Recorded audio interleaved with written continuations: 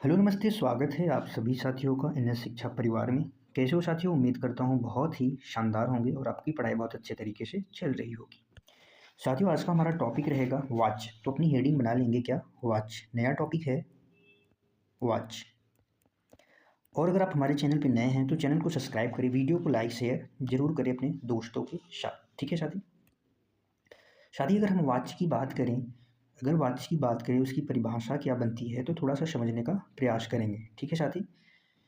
वाच्य क्रिया के जिस रूप से यह ज्ञात हो कि वाक्य में कर्ता, कर्म और भाव में से किसकी प्रधानता है, उसे क्या कहते हैं साथी? मेरे वाच्य कहते हैं। फिर से एक बारी समझेंगे। क्रिया के जिस रूप से यह ज्ञात हो कि वाक्य में कर्ता, कर्म और भाव में से किसकी प्रधानता है, उसे वाच्य कहते हैं। कर्ता, कर्म और भाव के अनुसार ही क्रिया के लिंग, वचन और पुरुष का प्रयोग होता है। इसकी हम परिभाषा छोटी सी लिखेंगे। क्या है इसकी परिभाषा? कि क्रिया के जिस रूप से, क्रिया के जिस रूप से, क्रिया के जिस रूप से यह ज्ञात हो, यह ज्ञात हो कि, यह ज्ञात हो कि वाक्य में कर्ता, वाक्य में कर्ता, कर्म, कर्ता, कर्म और भाव, कर्ता, कर्म और भाव में से किसकी प्रधानता है, में से किसकी प्रधानता है, किसकी प्रधानता है, किसकी प्रधानता है, उसे साथी क्या कहते हैं? वाच्य कहते हैं। उसे क्या कहते हैं? वाच्य कहते हैं। ठीक है?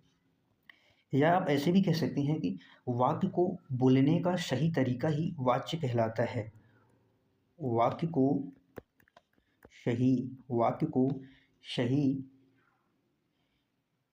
बोलने का तरीका, वाक्य को बोलने का सही तरीका या सही बोलने का तरीका ही साथी क्या कहलाता है? वाच्य कहलाता है। वाच्य कहलाता है। क्या कहलाता है? वाच्य कहलाता है। ठीक है? हिंदी भाषा में अगर हम वाच्य की बात करें या प्रयोग के आधार पर, या हिंदी भाषा में हम कुल वाच्य की बात करें तो हिंदी भाषा में कुल वाच्य साथी कितने होते हैं? वाच्य कितने होते हैं साथी? 3 वाच्य होते हैं। टोटल कितने वाच्य होते हैं? 3 वाच्य होते हैं, जिसमें साथी पहला है कर्तृवाच्य। पहला क्या है? कर्तृवाच्य। दूसरा वहीं पे साथी क्या है? कर्मवाच्य। दूसरा क्या है? कर्मवाच्य। तीसरा साथी क्या है? भाववाच्य। तीसरा है साथी भाववाच्य। भाववाच्य। ठीक है साथी? वाच्य जो होता है वो क्या होता है? वाक्य को बोलने का सही तरीका होता है, वही वाच्य होता है। कुछ नियम हैं जिनको हम समझेंगे, आप जिनको क्या कह सकते हैं, समझेंगे, और इससे क्या होते हैं? वाक्य जो होते हैं हमारे, इससे वाक्य शुद्ध होते हैं। तो कुछ नियम हैं क्रिया के लिंग के अनुसार, तो हम उनको थोड़ा सा समझेंगे। यहाँ पे लिखेंगे क्रिया के लिंग के अनुसार, क्रिया के लिंग के अनुसार कुछ नियम हैं। क्रिया के लिंग के अनुसार कुछ नियम है। इसमें नियम नंबर पहला क्या कहता है? यदि कर्ता के साथ विभक्ति चिन्ह हो, यदि कर्ता के साथ विभक्ति चिन्ह हो साथी, यदि कर्ता के साथ, यदि कर्ता के साथ विभक्ति चिन्ह हो, विभक्ति चिन्ह साथी वो कारक चिन्ह को कहते हैं। विभक्ति चिन्ह हो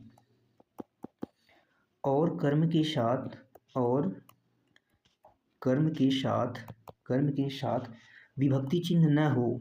क्या हो? विभक्ति चिन्ह न हो तो क्रिया का लिंग कर्म के अनुसार बदलेगा। तो क्रिया का लिंग किसके अनुसार साथी बदलेगा? कर्म के अनुसार बदलेगा।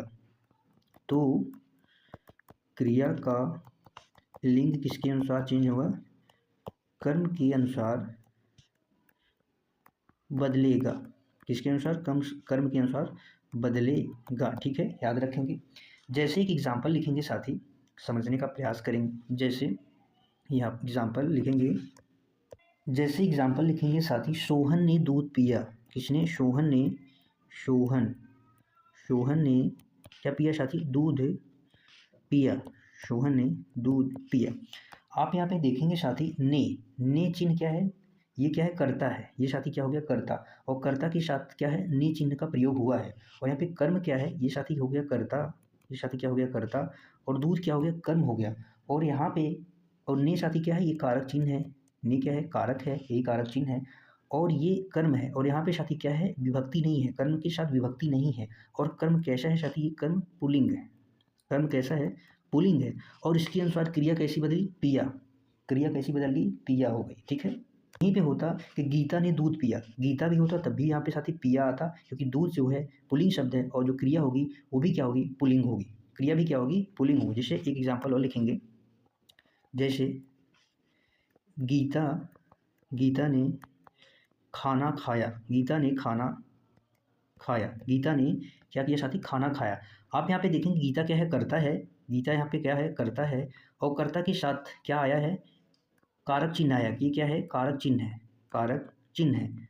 और यहाँ पे ये साथी खाना क्या है, कर्म है, खाना क्या है, कर्म है, और इसके साथ विभक्ति चिन्ह नहीं आया है।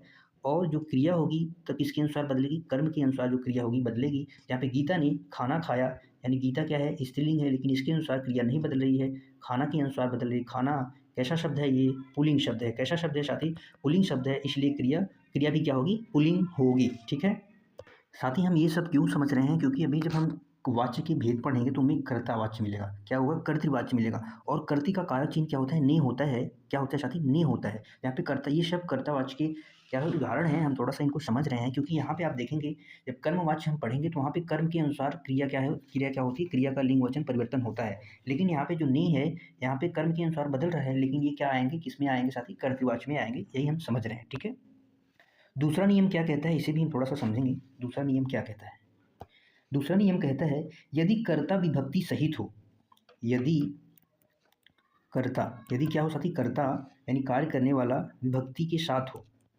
विभक्ति के साथ, विभक्ति सहित का अर्थ है विभक्ति के साथ हो, और कर्म क्या हो, और कर्म, कर्म भी साथी क्या हो, विभक्ति सहित हो, और कर्म भी विभक्ति सहित हो, कर्म भी विभक्ति सहित हो, तो क्रिया का लिंग और वचन न तो कर्म के अनुसार बदलेगा, न ही कर्ता के अनुसार बदलेगा। क्या साथी, यदि कर्ता विभक्ति के सहित हो और कर्म भी विभक्ति के सहित हो, तो क्रिया का लिंग और वचन, लिंग और वचन न तो कर्म के अनुसार बदलेगा, न कर्म के अनुसार बदलेगा, और न क्रिया के अनुसार बदलेगा, न कर्म के अनुसार, न कर्ता के अनुसार बदलेगा। क्या होगा, बदलेगा। तब साथी क्या होगा, न तो कर्म के अनुसार, न तो क्या होगा, क्रिया का लिंग वचन न तो कर्म के अनुसार न ही कर्ता के अनुसार बदलेगा, तब यह क्रिया क्या होगी, तब यह क्रिया सदैव एक वचन और पुल्लिंग होगी, सदैव एक वचन और साथी कैसी होगी, पुल्लिंग होगी, कैसी होगी, और पुल्लिंग होगी। ये चीज़ें आपको याद रखनी है। जैसे आप हम एक एग्जाम्पल यहाँ पे लिखेंगे, जैसे महिलाओं ने लड़कियों को पढ़ाया, महिलाओं ने लड़कियों को पढ़ाया, किसको पढ़ाया, लड़कियों को पढ़ाया। आप देख रहे हैं साथी यहाँ पे क्रिया क्या है, क्रिया साथी कैसी है, पुल्लिंग है। महिला क्या है, कर्ता हो गया, यहाँ पे कर्ता है, किसको पढ़ाया, लड़कियों को, ये क्या हो गए, कर्म हो गए। यहाँ पे ये भी कारक चिन्ह है, ये भी साथी क्या है, कारक चिन्ह है। और ये साथी क्या है, क्रिया है, और क्रिया कैसी है, पुल्लिंग है, क्रिया कैसी है साथी, यहाँ पे पुल्लिंग शब्द है। जब कर्ता के साथ भी कारक चिन्ह हो और कर्म के साथ भी कारक चिन्ह हो, तो क्रिया साथी क्या होगी, सदैव पुल्लिंग होगी, सदैव क्या होगी, एक वचन और पुल्लिंग होगी। यही चीज़ मैं आपको बताना चाहता था। ठीक है, जैसे एक एग्जाम्पल और लिखेंगे, जैसे पृथ्वी ने सूर्य का चक्कर लगाया, पृथ्वी ने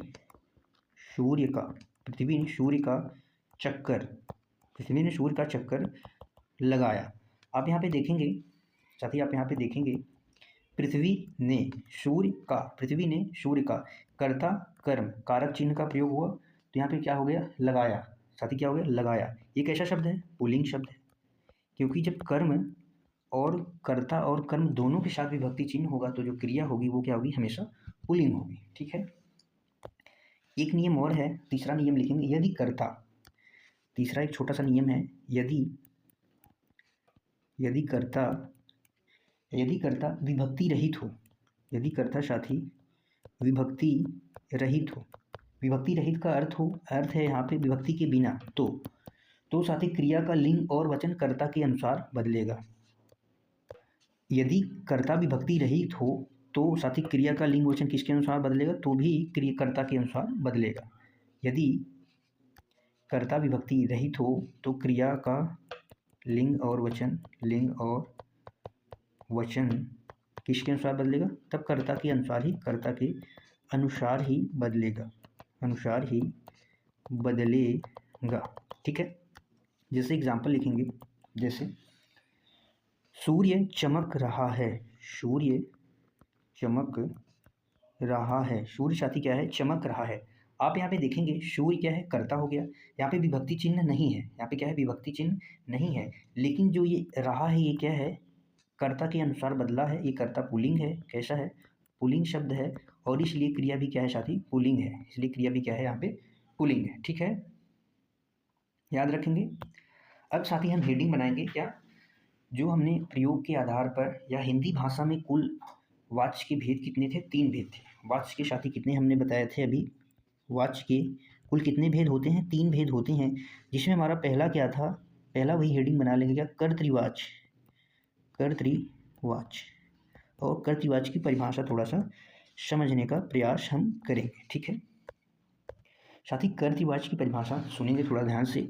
जब किसी वाक्य में क्रिया का लिंग वचन और पुरुष, जब किसी वाक्य में क्रिया के लिंग वचन और पुरुष कर्ता के लिंग वचन और पुरुष के अनुसार हो, तो उसे ही कर्तृवाच्य कहते हैं। उसे ही साथी क्या कहते हैं, कर्तृवाच्य कहते हैं। साधारण सी अगर हम बात कहें कि यदि वाक्य में प्रयुक्त क्रिया का लिंग एवं वचन कर्ता के अनुसार हो, तो वही कर्तृवाच्य है, वही क्या है, कर्तृवाच्य। और कर्तृवाच्य में क्रिया सकर्मक और अकर्मक दोनों हो सकती हैं। क्या हो सकती हैं, सकर्मक और अकर्मक दोनों हो सकती हैं। हम इसकी परिभाषा लिखेंगे छोटी सी। यदि वाक्य में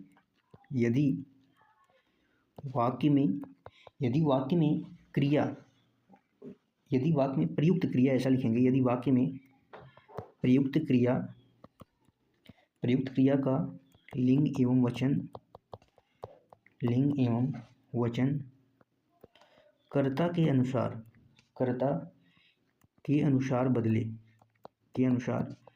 बदले, वही कर्तृवाच्य होता है। ठीक है, जैसे एग्जाम्पल लिखेंगे, जैसे बच्चा खेलता है, लड़का खेलता है,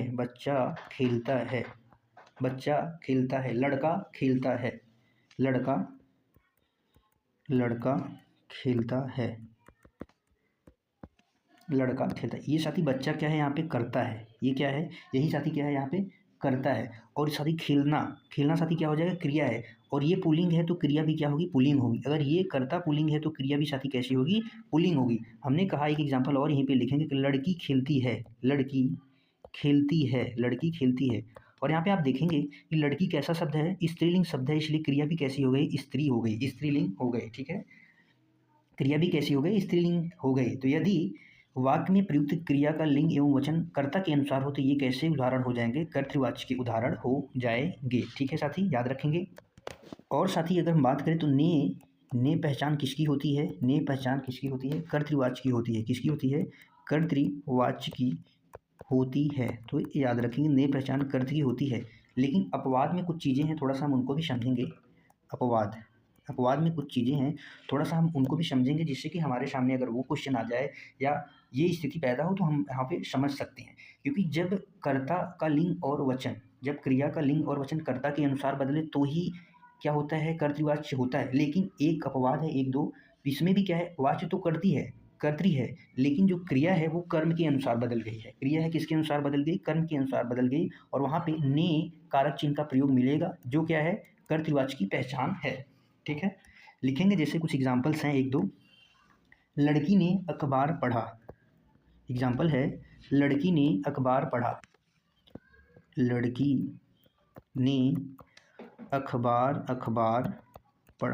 ने साथी क्या पढ़ा, अखबार पढ़ा। इसमें क्या है, कर्ता ही है, कर्तृवाच्य है, इसमें क्या है, कर्तृवाच्य है। यहाँ पे क्या है, लड़की कैसा शब्द है, यहाँ पे कर्ता हो गया, कर्तृ हो गई, यानी कर्ता हो गए। और ये कैसा शब्द है साथी? स्त्रीलिंग शब्द है। यहाँ पे ने आया, ये किसकी पहचान है? कर्तृवाच्य की पहचान है। लेकिन जो इसका ये क्रिया बदला है, किसके अनुसार बदला है? अखबार के अनुसार बदला है, यानी कर्म के अनुसार बदल गया है। किसके अनुसार?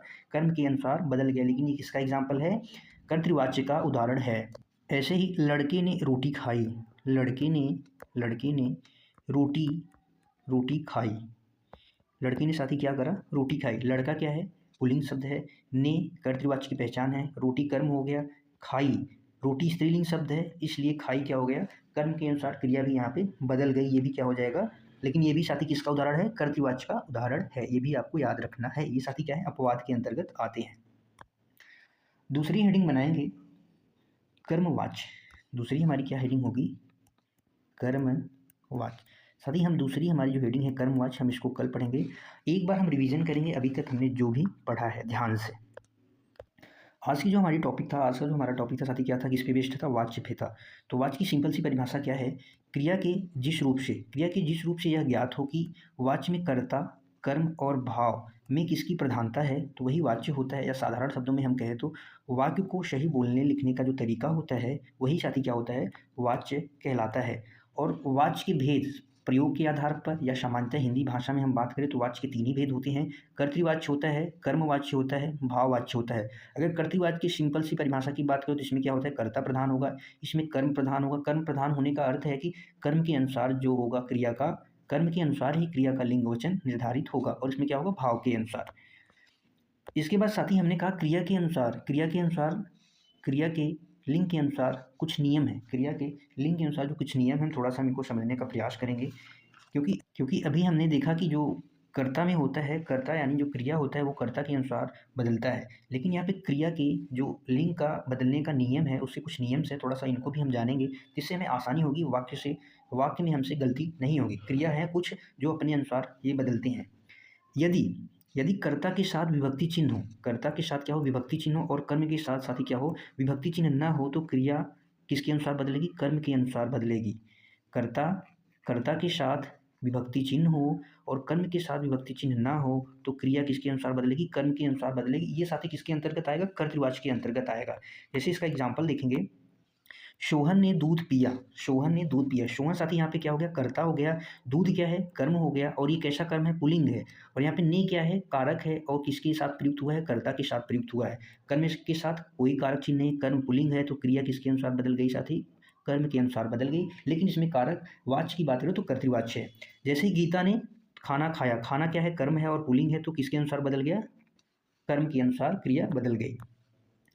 दूसरा नियम क्या कहता है? यदि कर्ता विभक्ति के सहित हो और कर्म भी विभक्ति सहित हो, सहित का मतलब साथ, तो क्रिया का लिंग जो वचन होता है साथ ही कर्म, तो जो क्रिया का लिंग और वचन होता है वो न तो कर्म के अनुसार न ही कर्ता के अनुसार बदलेगा, बल्कि क्या होगा? क्रिया सदैव एक वचन और किसमें होगी? पुल्लिंग होगी। जब कर्ता और कर्म दोनों में विभक्ति आ जाए तो क्रिया कैसी होगी? पुल्लिंग होगी। यही चीज़ें हमको याद में रखनी है। यहाँ पे देखेंगे, महिलाओं ने लड़कियों को पढ़ाया। महिलाओं क्या है? कर्ता होगा। ये भी कैसी कर्ता है? स्त्रीलिंग है। लड़कियों को, ये यहाँ पे को और यहाँ पे ने, कर्ता के साथ भी विभक्ति, कर्म के साथ भी विभक्ति, और दोनों शब्द क्या है? कर्ता कर्म स्त्रीलिंग है। लेकिन कर्म जो है वो हमेशा क्या होगा? पुल्लिंग होगा। जब दोनों कर्म कर्ता के साथ कारक चिन्ह आ जाएगा। पृथ्वी ने सूर्य का चक्कर लगाया क्या हो गया? पुल्लिंग हो गया, क्योंकि कर्ता और कर्म के साथ विभक्ति चिन्ह आया है। तीसरा नियम क्या कहता है? यदि कर्ता विभक्ति रहित का अर्थ विभक्ति के बिना, तो क्रिया का लिंग और वचन कर्ता के अनुसार बदलेगा। यदि कर्ता विभक्ति रहित हो यानी विभक्ति के बिना हो तो कोई प्रभाव नहीं पड़ता, क्रिया का जो लिंग वचन है कर्ता के अनुसार ही बदलेगा। जैसे सूर्य चमक रहा है, सूर्य यहाँ पे कर्ता हो गया और कैसा है? पुल्लिंग शब्द है, तो यहाँ पे जो क्रिया होगी कैसी होगी? वो भी पुल्लिंग हो जाएगी। अब आता है साथ ही हमारा वाच्य के भेद। प्रयोग के आधार पर आप कह सकते हैं, हिंदी भाषा में भी तीन ही होते हैं। प्रयोग के आधार पर आप कह सकते हैं, या वाच्य के भेद अगर नॉर्मल कहें तो भी कितने होते हैं? तीन ही होते हैं। जिसमें पहला आता है कर्तृवाच्य।